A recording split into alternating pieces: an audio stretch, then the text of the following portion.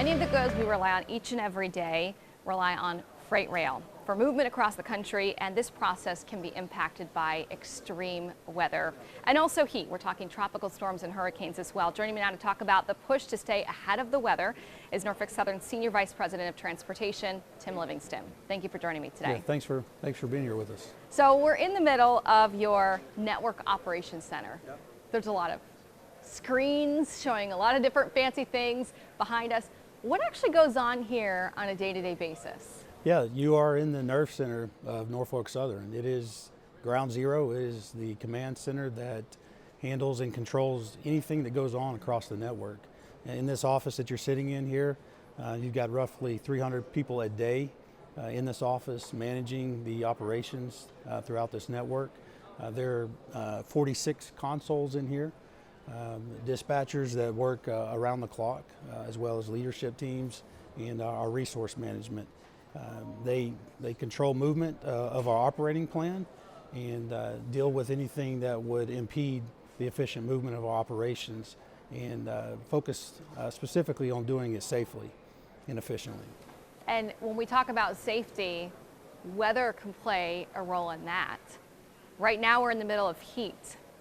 How's that impacting your operations this week across the country? Yeah, heat most people think of weather, they're thinking about hurricanes and thunderstorms, but heat does have a significant impact on equipment. You've got people that are operating out there in heat. Their safety is most important to us, first and foremost. But after you get that under control and ensure people are working safely and they're hydrated, the infrastructure requires specific care with regards to heat. In some cases, we have to slow down train movement to ensure that we are protecting the goods and the communities and the people that are working out there on the line. So heat, a big thing. So that's slowing down maybe when the timeline of some of those goods arrive to the clients. But it also means that you got to make sure that you're keeping your staff safe as well. Let's pivot. Let's talk about now hurricanes, because we're dealing with heat this summer. We also deal with, of course, the unknowns of hurricane season. And last year was, a blockbuster impact for Norfolk Southern, Helene. What was that like in this room, the days leading up to and after Helene hit? Well, the rail industry is not uncommon to have hurricanes, and we pay close attention to forecasting and when we can expect hurricanes, and we take a tremendous amount of precaution ahead of hurricanes. There's things that go on every day out on the railroad. Things that people don't think about is how much water actually flows through and with railroads. We do things like protect ditches, make sure that water can move through our network effectively. The absorption rate through culverts, so you de-silt in some cases culverts to ensure water flows through. We control canopy management, so trees that are along the right-of-way to ensure that they're not falling, or we're doing what we can to keep those from falling into line of sight. But when you think about Norfolk Southern, we're 19,000 miles of rail. We've got 20,000 people that work at this company across 22 states. And when you look at a hurricane and you are anticipating what it's going to do versus sometimes what it actually does, you do all you can to prepare for that each and every day. The things that the women and men at this railroad do out in the field, they're preparing for hurricanes every day with how we manage the operation. Now, there's some specific things that we do ahead of a hurricane with regards to positioning resources. But as it pertains to this nerve center here, it is understanding what impact it's going to potentially have on the network, how we need to redirect traffic, and communicate that with our commercial teams, and then also our FP&A in some cases, and understand what we need to do to help protect our customers' business, and not inject additional risk into the communities that we serve. And this team here executes the playbook, in most cases flawlessly, to ensure that we are protecting the goods and redirecting where we can, and anticipating what the overall impact and recovery time is going to look like. So what was it actually like, though, in those hours that Helene hit and the rains kept coming down in western North Carolina and eastern Tennessee? Was it at all hands on deck scenario? Did you reroute trains? Did you pause them so they wouldn't go to where that heaviest rain was coming? Because, I mean, it was an unprecedented event, the amount of rain that led to that extreme flash flooding.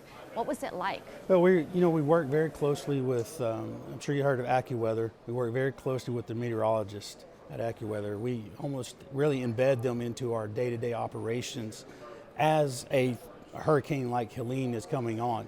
What you're anticipating is doing versus what it's actually doing. And, we call it the safe zone. We stop trains, we remove people, we secure, we bring cars to high ground in these locations and areas to anticipate what type of impact we're going to have. But during the actual event, we pull everything out, meaning people, equipment where we can, and we'll have to tie down crossing gates to protect the community that we operate in as we come back on restoration side. But this office here is working real time to understand what the impact is today, what the impact's going to be in 4 to 8 hours, and then understanding when it's passed, when we can go out and evaluate what we're dealing with. And all this is being communicated, like I said, to our most important customers. Really all of our customers are important, but our critical customers in these locations and what the impact's going to be to them as well. So, when you say all hands on deck, everyone that's in here this office is well staffed. It's staffed very well. The capability of this team is at a level where they can handle what's thrown at them, and the intense communication that happens here day to day is part of how we engage even throughout a storm. So then you didn't have the trains going in those areas. You were watching things hour by hour and making sure that you're keeping your staff safe. Absolutely. Yeah. Yes, like I said, it's a safe zone. We hold trains. We put everything down. And what Helene, what we took from Helene through that is the recovery efforts. Post Helene. When you're looking at when you're holding traffic back, you're reducing your exposure to damage and risk to your operation. The post Helene evaluation of what we need to do to recover was also a critical piece, and that was very effective because of how we approach hurricanes and how we engage around, if you will, the safe zone and position resources for that. But still some unprecedented impacts to the infrastructure. 2,100 feet of washed out track, 50,000 feet needed repair, and some bridges, and that included. What kind of feat did that take to get it all back up and running just last month in May?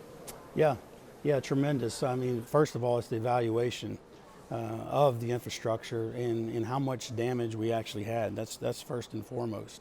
And while we position a good bit of, ballast is really important, additional ties and rail, but you think about the amount of contractors in these areas that are also impacted as well, and the pull on resources within the communities to also get their infrastructure back as well. And it's important that as we recover from these types of incidents, we work very closely with our customers. There's some customers that need to get up quickly, some others that won't get up as quick. And we'll take that into consideration. The communities that we operate in, how much resource they need from the local community versus what we're trying to pull to get the railroad back. So working with our government relations team and in the officials within the communities that we operate in. So considering all that, how we bring in equipment, we had a bridge, a very impactful bridge that was taken out at this location that we really thought we were going to be able to keep as the storm was going, but the river just eventually eroded the base of the bridge, and we had to replace it. The women and men that we have operating out here at the front line, their commitment to NS, their commitment to the communities that they operate in, and the resolve and grit that they bring to their job each and every day really is the story on how fast we recovered out there. Are you proud of the resiliency of your workers and the communities along those train lines? Absolutely. What I'm most proud about is the the resiliency, the grit, the teamwork that's involved in this, but most importantly, the value of every decision being made through the lens of safety, and how folks are looking to the left and the right, taking care of each other and also the communities that we operate in. That really is the foundation of how we engage here, and that we're better together. So now we're at a new hurricane season. How are you taking perspective from the past year into the future to prepare even more for what might be unknown this season? Yeah, well, it's you think you're prepared for a very impactful hurricane, and weather will prove you incorrect in some cases. But we'll continue to prepare and engage and position resources and protect the network, the people that work on this railroad, as well as the communities that we operate in. What we learned is that it's something that we already knew, is that there's no decision that overcomes the value of safety. And we are going to continue to execute the playbook that we have. And then we'll hold back, we'll evaluate how the weather is going to impact our network, and we'll move in and evaluate the damage with a tremendous amount of resolve and support from all the stakeholders. So you talk about safety being number one, and part of those things of evaluating is working with your partner, your forecasting partner, looking out ahead. How far in advance are you looking for, whether it be potential hurricane impacts or just flash flooding that could happen with heavy summer storms? How far in advance and how frequently are you getting updates on that for all of your operators here? Yeah, absolutely. We get real-time information right here. The dispatchers actually get this real-time information at their console, so they understand what type of risk there is with regards to weather, so they can protect that immediately. And then behind me, there's other leadership positions that may get 12 and 24-hour forecasting.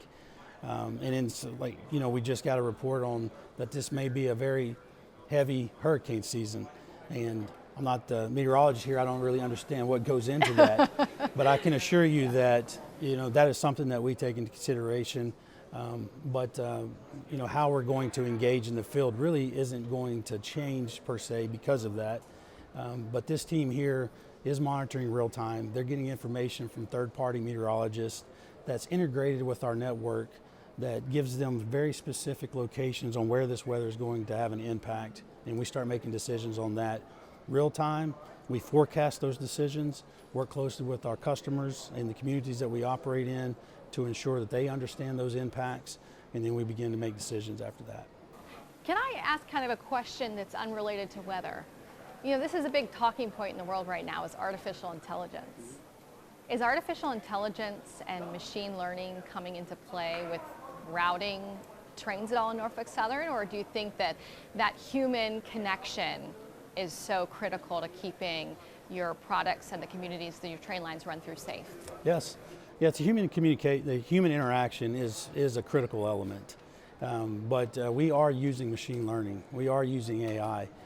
We have what we call inspection portals throughout our network, that algorithms and artificial intelligence and how that is learning what type of risk that it's evaluating on trains moving at track speed, and pushing that information directly to this office. We have autonomous geometry track systems that on our locomotives that are also running across our network, that is using AI and predictive analytics to ensure that our infrastructure is in the best possible condition for a safe and efficient operation. So, new technology in this Atlanta-based company that runs through the state so many miles. What do you want to tell the citizens of Georgia about your Network Operations Center and your commitment to safety, as there are so many miles of train tracks running through, especially small communities, not even in Atlanta? What do you want to tell them about safety? Safety is not a priority at NS. It's a value. As a priority, that can shift up and down. It's a value. And I mentioned earlier that every decision that we make here at NS is through the lens of safety, first and foremost. And everything that we gain from that is with the community in mind. with our government officials in mind, with our employees in mind, and the career opportunities that they have at this organization. Wonderful. Tim Livingston, thank you so much.